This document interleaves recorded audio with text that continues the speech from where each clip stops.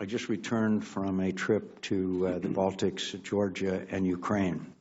They are incredibly worried about our commitment to them. And one of the major priorities that the Baltic countries have is a permanent U.S. military presence, not a base, but a permanent military presence in the Baltics. Do you agree with that?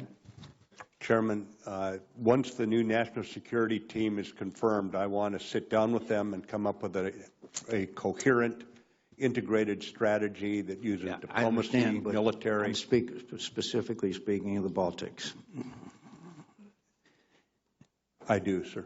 On that trip that I took with Senator Graham and Senator Klobuchar, we went to Mariupol, close to the front lines, where with the president of Ukraine, where we took part in various ceremonies and meetings with these brave Ukrainians, 10,000 of whom have been slaughtered by Vladimir Putin in his invasion of Crimea and Ukraine.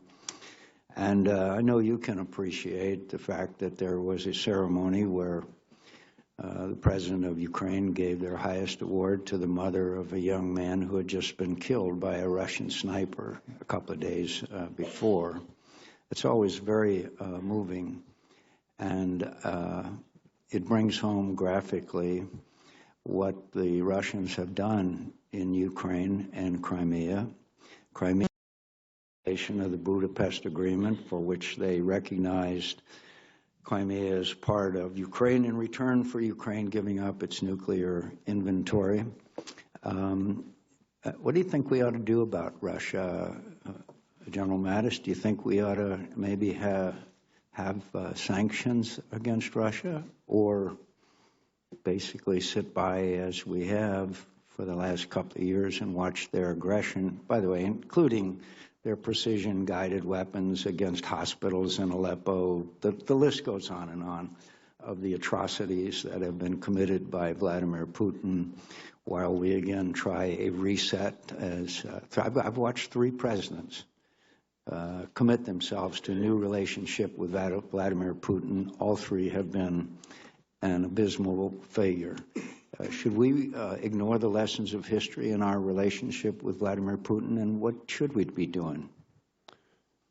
Chairman, history is not a straitjacket, but I've never found a better guide for the way ahead than studying the history. Since Yalta, we have a long list of times that we've tried to engage positively with Russia. We have a relatively short list of successes in that regard. And I think right now the most important thing is that we recognize the reality of what we deal with Mr. Putin, and we recognize that he is trying to break the North Atlantic Alliance, and that we take the steps, the integrated steps, diplomatic, economic, military, and the alliance steps, the working with our allies to defend ourselves where we must. You are a distinguished student of history, and as